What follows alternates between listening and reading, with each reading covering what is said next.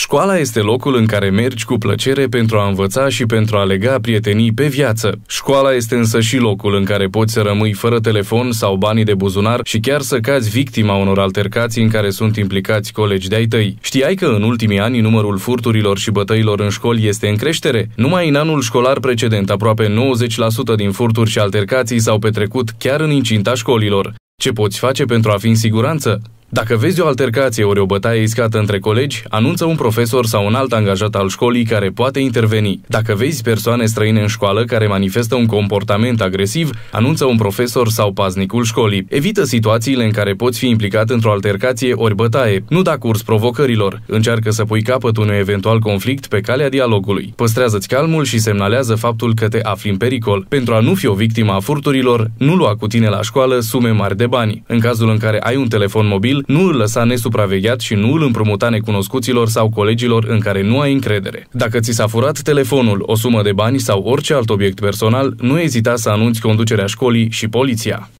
Proiect finanțat cu sprijinul financiar al programului Rozece Corai, program finanțat de granturile SE 2009-2014 și administrat de Fondul Român de Dezvoltare Socială.